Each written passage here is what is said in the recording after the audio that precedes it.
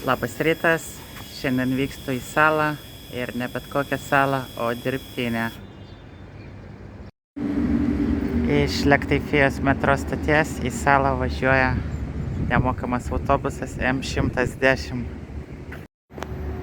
Šoksim į autobusą.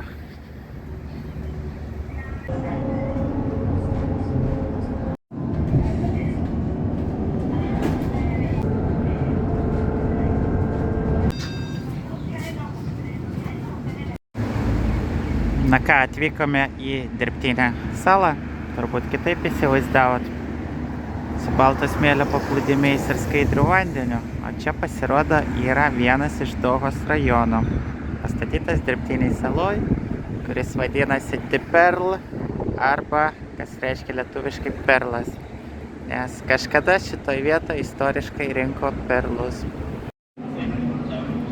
Rajonas smarkiai skiriasi nuo kitų miesto rajonų. Net pati architektūra tokia europietiška atrodo, visgi Europos įtaka jaučiasi. Ir beje, tai buvo pats pirmas rajonas visame Katare, kur užsieniečiams buvo leista pirkti nekilnojamą turtą. Dabar tų rajonų yra daugiau, tas pats Lusailis, kuriame mes buvome ir kur vyko pasaulio futbolo čempionatas, bet tai buvo pats pirmas rajonas. Net ir aikštė vadinasi Plaza Andalūzija. Labai europietiška.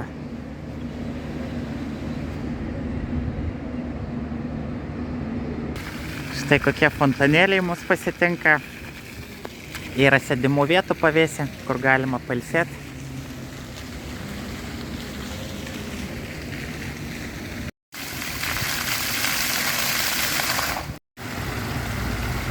Gryna pietų Europą.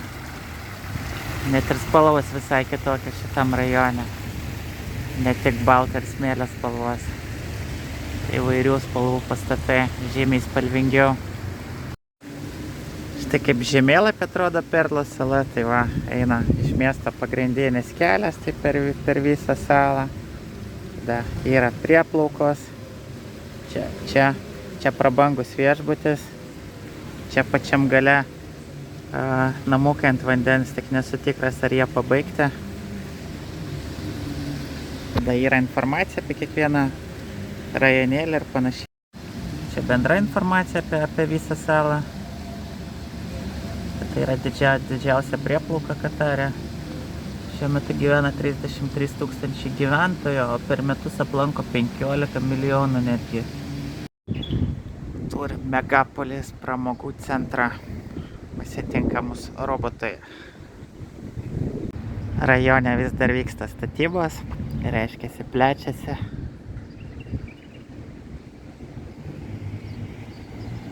Bet vis tiek vaizdas jau pakankamai tvarkingas. Prieš tai minėtam Lusailį visgi statybų daugiau ir mažiau užbaigtumo. Vakariškia Ramadanas. Kavinės neveikia. Stalai uždengti. Tokia ta realybė mėnesį laiko. Per šventąjį mėnesį. Šita vieta Viva Bahirija vadinasi. Vis dar vyksta statybos. Ir taip pasižiūrėjus ratu eina gyvenamieji pastatai aplink vandenį. 31 berods gyvenamasis pastatas. Ir turi paplūdimį. Dirbtinė, aišku.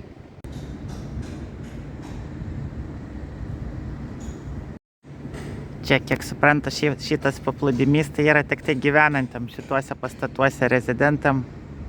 Bet kažkaip ėjau pro apsaugą, praėjau, nieko nesakė.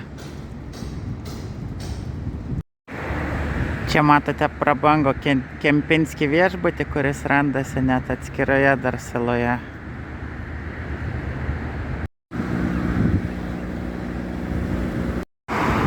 Čia va taip eina kelias, o mums reikia atsidurti kitoje kelio pusėje. Šiaip taip paprastai nepraeitum, bet gera žinia, yra požeminis pėsčiųjų tiltas. Žodžiu, einame į Porto Arabiją. Turime kriokliuką tiesiai. Ir va koks tiltas. Einant link Porto Arabiją praeisime gražų tiltą. Na ką, ir pasiekėm Porto Arabiją. Čia matote jachtų karalystę, aplink gyvenamieji pastatai. Na nežinau, man kažkokias asociacijas kelia su Prancūzų Riviera, Monaku, kažkas į tą pusę. Pati ta tokia atmosfera ir vizualiai kaip atrodo.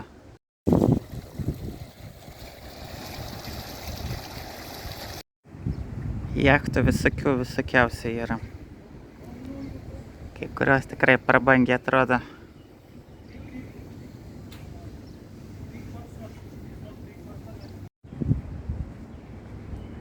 Štai tokia promenada pasivaikščiojimui.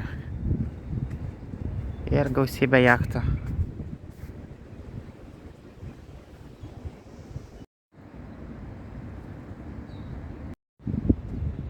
Kuo dar šita sala išsiskiria, neskaitant architektūros stiliaus, tai ir gyventojais. Čia žymiai daugiau nei kitose vietose galima sutikti baltų žmonių. Tai yra europietiškos išvaizdos žmonių, Amerikos, Australijos. Nes kas liečia gyventojų sudėtį Katare ir Dohoje, tai didžioji dalis yra žmonių iš Pietų Azijos. Tai yra Indija, Šri Lanka, Nepalas, Pakistanas, Bangladešas, tos šalis. Toliau eina arabiškos išvaizdos, tai ir vietiniai, ir tarkim egiptiečiai iš tų šalių. Vėliau jau eina pietryčių rytų Azijos išvaizdos žmonės, tai daugiausia yra filipiniečiai, yra afrikiečių, kiek žinau, daugiausia iš Sudano. O europietiškos išvaizdos žmonių ir nėra. Galima jų kažkiek sutikti turistinėse vietose. Na ir šitam Perlo rajone. Tai tiek. Vaikštant po Porto Arabiją užkliuvo meniu. Kaip užkliuvo, tiesiog pastebėjimas, kad patiekalų kainos taip 65, 75, tai taip, realiai tarp 15-20 eurų. Kai kitose, sakykime, bent jau ten, kur aš gyvenu, tam rajone už 20-25 galima pavalgyti ir dažniausiai ta porcija būna, kad 2 žmonėm. Tai va, kiek kaina skiriasi, 3-4 kartus. Va, kokie gražus spalvoti pastatai. Iš Prancūzijos ir Monako papulsime į Italiją. Čia kažkoks tai mėlynasis miestas, kaip Maroke.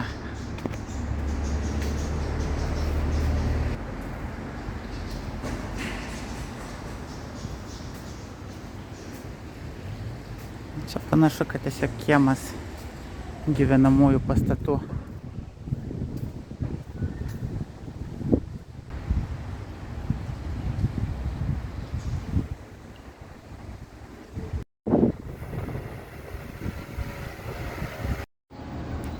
Nu argi nepanašu į Veneciją.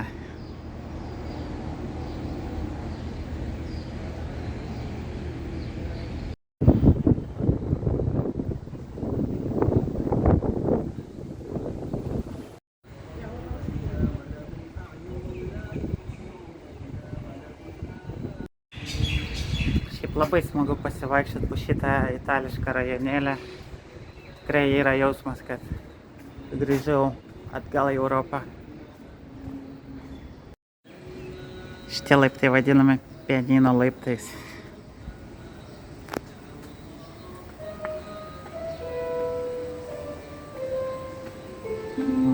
Kai ir muzika groja pianino. Wow.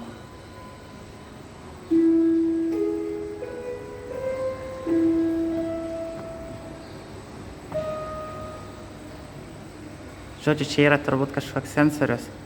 Kai lipi laiptų, tada muzika pradeda groti.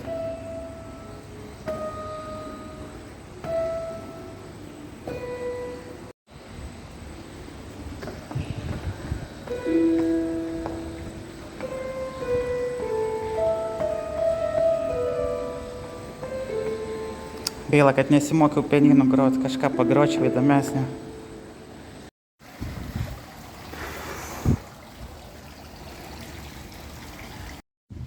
užlipus piano laiptais papuolama į kažkokią tai aikštę. Pavadinimą nežinau, nebuvo užrašyta. Na ką, su dirbtinė sala susipažinom, parodžiau pagrindinės vietas, metas judėti toliau.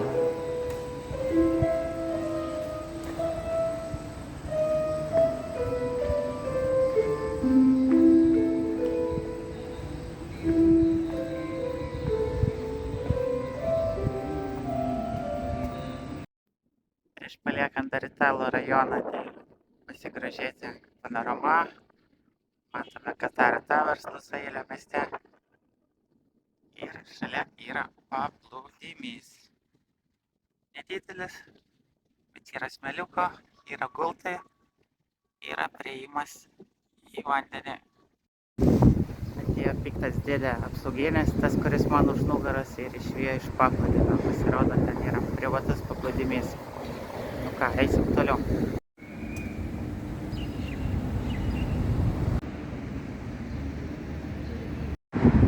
Autobusų stotelė yra šaldoma patalpa, kondicionuojama. Tiesa dabar kol kas dar neveikia. Turbūt laukia vasaros karščių didžiųjų. Sėdėt ir patogiai laukiat autobuso. Atvažiavau į rajoną, kuris vadinasi Katara. Išėjęs iš metro pasitinka prekybos centras. Ir štai kokia didžiulė. Tai net pastatas dovana. O šalia prekybos centras. Didelis. Čia biški vėjota. Ką tik vėjas nupūtė šitą stendą. Šita vieta vadinasi Katara Cultural Village. Čia kažkas tokio, kaip, sakykime, tembinis, etnografinis kaimelis, miestelis. Einam pasivaikščiot, pažiūrėsim, ką turim.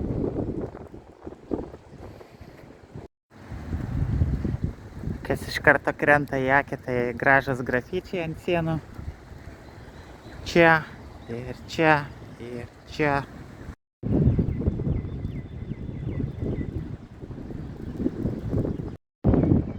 Net ir žibintai tokie įdomaus dizaino.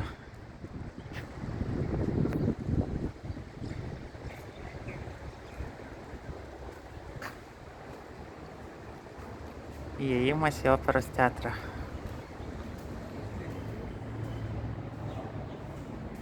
Operos teatras, jeigu ir yra, tai uždarytas. Bet gavome gražų vaizdą.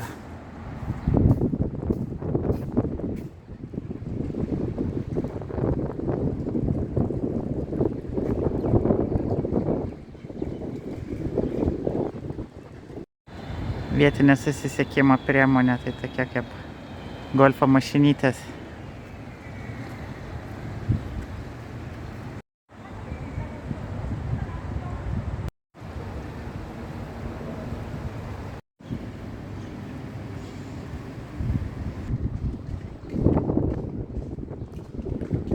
Šitam kultūriniam kaimelėje yra amfiteatras.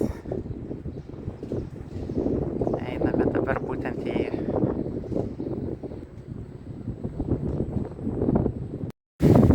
Žodžiu, su amfiteatru nepasisekė. Dabar vyksta čia renovacija, kažkokie darbai, statybos. Tai negalima įeiti. Einam ant laiptų, gal kažkiek matysis geriau tas amfiteatras iš čia.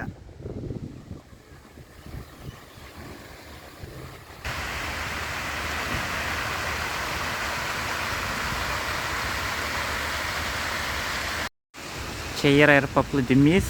Anksčiau lyg tai būdavo viešas, prieinamas visiems, dabar jau kažkaip tai uždaryta.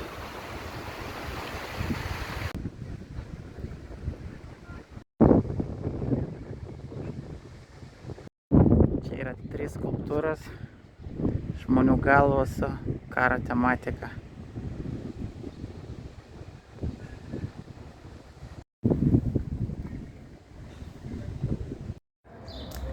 Štai prie mečetė. Mečetė tai grindai šilko kelio simbolika. Tokie Uzbekistano Samarkandą primena stilius. Ir už jos tokie du kaip bokštai. Tai čia sakyčiau jau vietinė turbūt iš molio tematika, kaip būtų. Iš molio statyti tie bokštai. Kažkas tokio. Štai minaretas.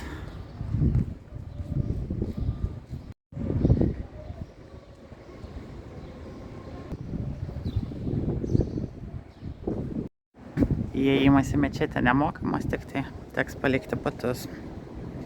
Įprasta procedūra.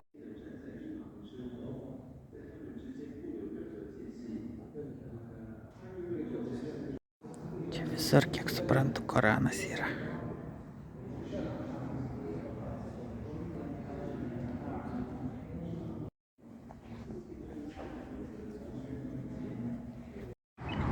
Sėdžiu ant saliuko, gražiuose vaizdu. Čia yra parkas. Dar nejau pasivaikščiot, bet eisim pasižiūrėti, ką čia galima pamatyti. Ir panašu, kad ant kalno, tai tikėtina, kad į kitą pusę vaizdas kažkoks atsivers neblogas. Patikrinsim. Čia dabar visa teritorija matosi to Katara Village. Mečetė, bokštai ir taip toliau. Ten toliau Koliziejus už jų. Visgi kitoj pusėje jokio vaizdo nėra. Tiesiog greitkelis. Ir čia teniso kortai. Vienoj pusėje ir kitoj.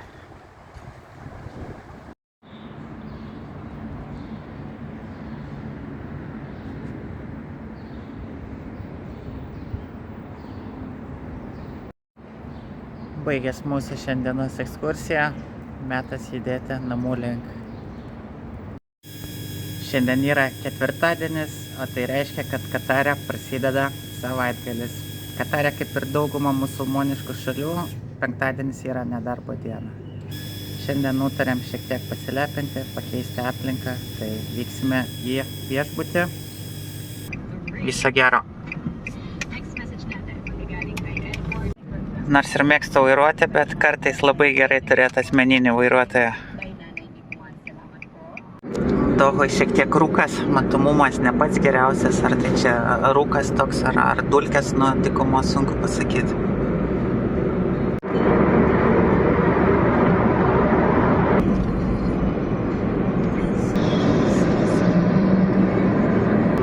Statosi nauji pastatai, vyksta dar projektai. Žodžiu, greitų metu dangoraižių bus dar daugiau. Įdomių dizainų Dohoj netrūksta. Štai pažiūrėkite, koks tiltas įspūdingas. Štai kaip vadinasi mūsų viešbutis. Einam pažiūrėti. Let's go in.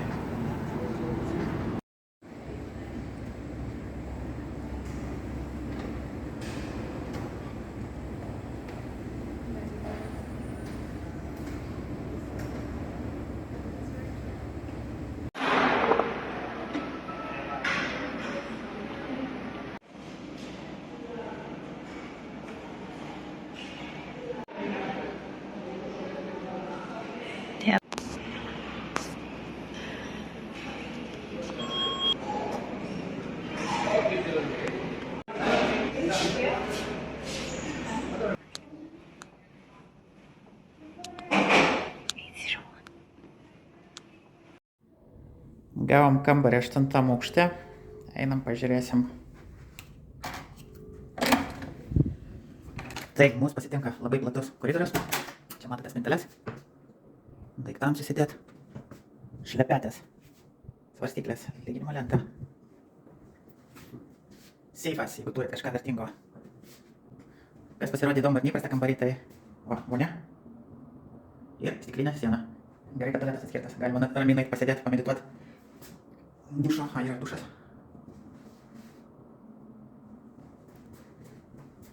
Turim didžiulę lovą. Gražios atrodo naujus kilimus. Turim Melina. Hello, Melina. Hello, Melina, how are you doing? Do you like your room?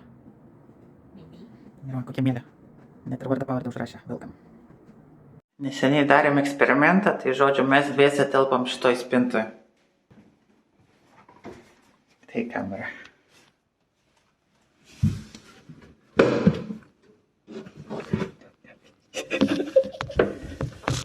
If we need to hide, two of us could fit.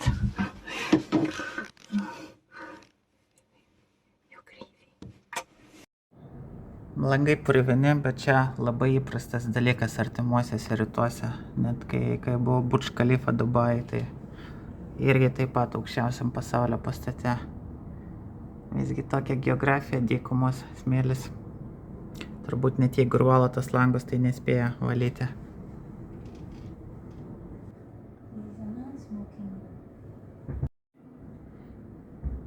Atėjo metas kavos pertraukėlei. I'm an Asian. I take everything from the hotel. Bring it home. Nei vienas arbatėlis filmuojant nenukentėjo. Būkite ramus. Kavos pertraukėlė. Tiksliau, šokoladinės kavos. Choco coffee. Not sponsored. We are not sponsored yet, but maybe one day. We're Asians. We drink 3 in 1 coffee in the hotel. 5 stars, by the way. It's from the Philippines.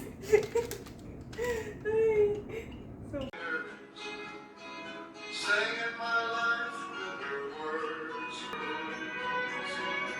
killing me softly with her song, killing me softly with her song, telling my whole life, killing me softly, No. as if I wasn't there, but she was. Padarysim eksperimentą, paskaičiuosim, kiek žmonių tilptų lovoje. Tai 1, 2, 3, 4. Nu ir pusę 5 dar tilptų. Visai neblogai. 2 vadau tilpsiu. Viena iš priežasčių, kodėl užsisakėme šitą viešbutį, yra baseinas. Netrukus eisime jį apžiūrėti.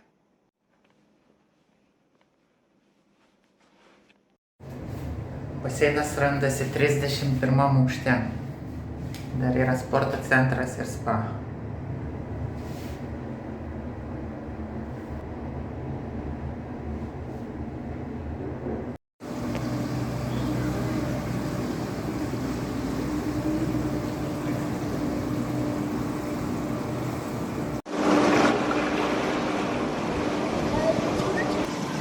Baseine vanduo šildomas, laipsnių turbūt apie 30, kol maudaisi visai smagu, bet išlipus darosi šalta, visgi pakankamai aukštai ir temperatūra lauko yra vėsesnė.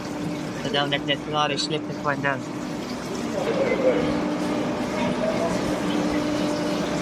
Disco house.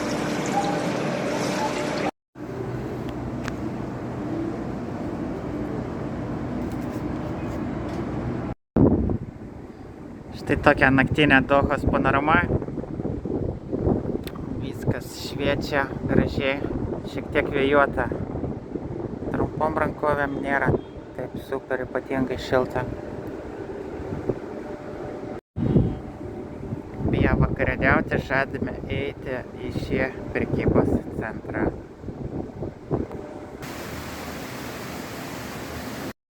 Čia taip atrodo spa zona.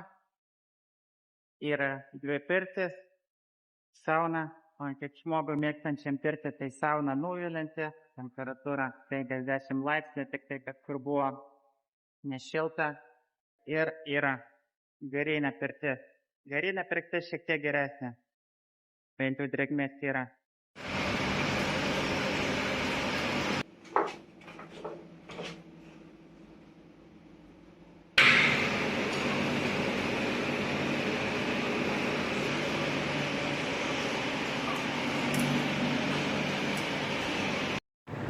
Išėjom į miestą pavalgyti vakarienės.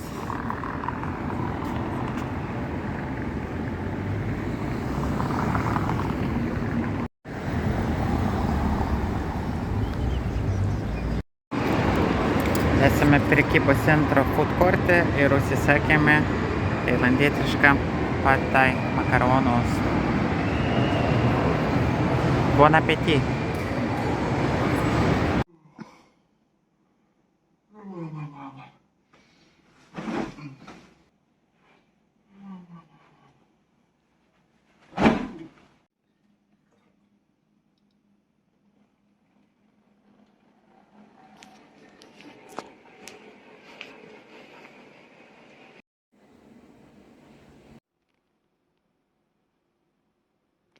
Me.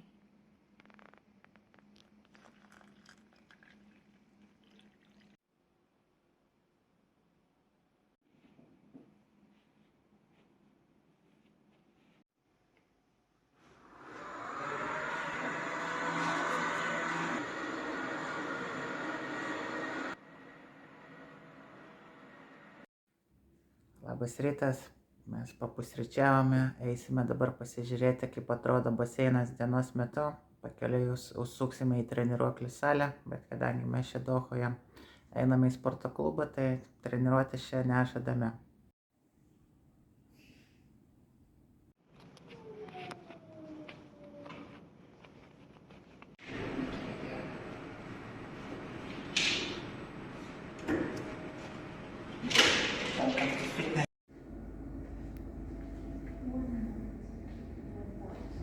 Sporto klube žmonių nei vieno.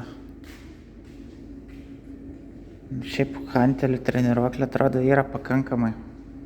Toks, sakyčiau, visai rimtas sporto klubas. Ir žinoma vaizdas. Bėgi ir gražiesi vaizdu į statybas. Hantelių. Ir pradedantiesiam, ir rimtesniam, po 26 net yra kilogramus.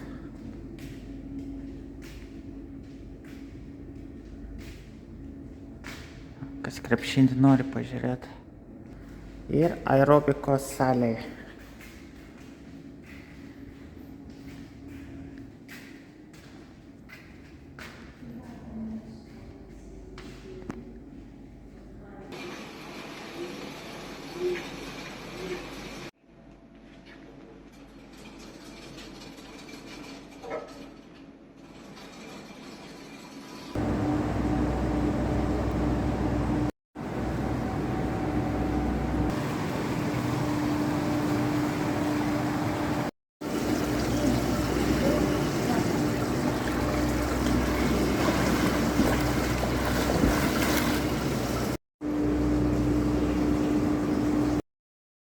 Na ką, dienos metu visgi žymiai maloniau maudytis. Nėra taip šalta kaip vakare. Aukštis daro savo. Taip kad atrodo gražu tas baseinas aukštai, bet turi ir savų minusų. Hello, I'm here to challenge you. For sure.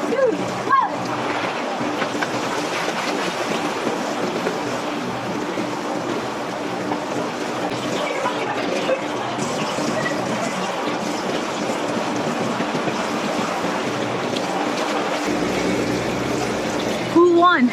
I have to see. Hello guys, this is the update for the winning team.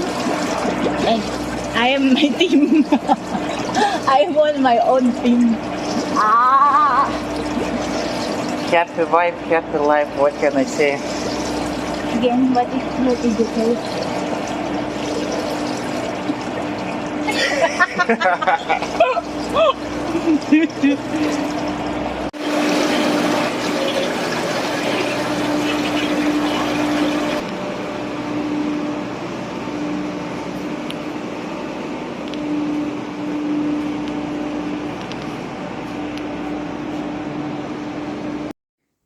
Prieš įsikraustant pastebėjau, kad kortelė medinė, kaip faina. Ne plastikas, o medinė atrakinimo kortelė.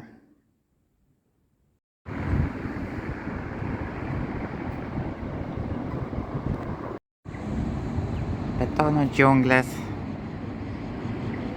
Šiaip sakyčiau, dangoraižiai gražiai atrodo, bet visgi vakare vaizdas geresnis, kai apšviesta.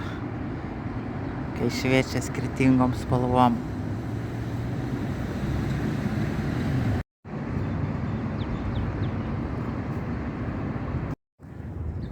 atėjom į parkelį prie vandens.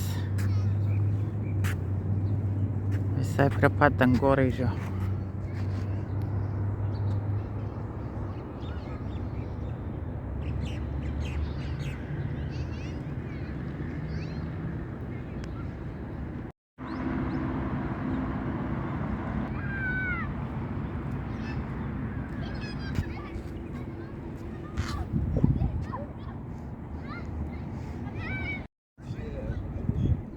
Čia va matosi privatus paplūdimys, nes kaip kažkada ir minėjau, tai didžioji dalis paplūdimių yra privatus arba viešbučių. Tai į šitą įėjimas kainuoja 50 pinigų dienai, 50 Kataro realų.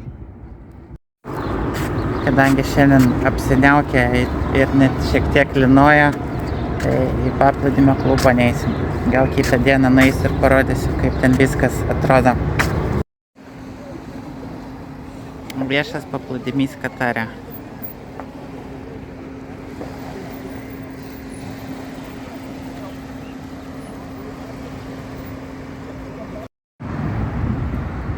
Vaikams tokie dangoraižiai turėtų patikti.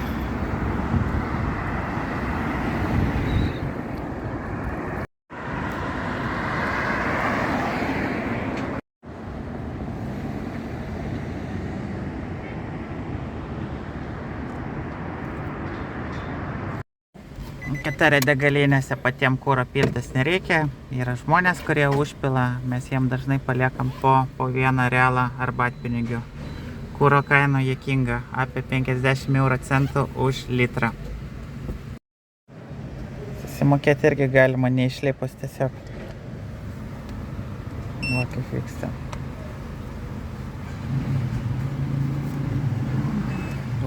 This is for you, brother. Thank you. Pilnas kuro bakas nekainavo net 20 eurų. Einam valgyti į mūsų mėgiamą nepalietišką restoraną. Aplamai Dohoj visur tų restoranų labai pilna. Kur tik tu pasižiūrėsi, visur restoranai.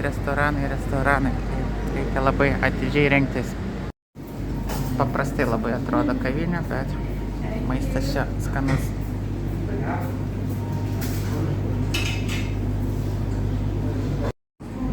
Kaina apžvalga 15-20 realų panašiai kainuoja patiekalas ir čia mūsų mėgiami momo.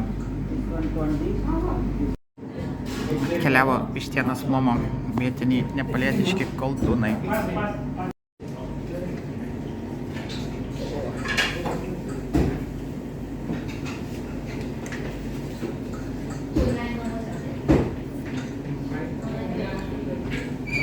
Kaip atrodo, padažas turi šiek tiek aštrumo.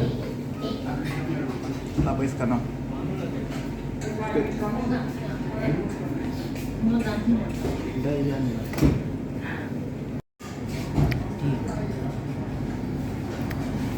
Vištienos rinkinys štai kaip atrodo.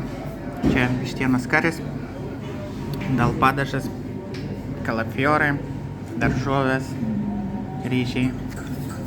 Ir toks kaip traškutis. How is it? So good. Wow. Beje, vietiniai valgo visą šitą rankomis. Išskyrus vištieną turbūt. Ačiū, kad peržiūrėjai šitą video iki galo. Paprašysiu paspausti prenumeruoti ir patinka. Na, o jeigu turi klausimų, parašyk man komentarą.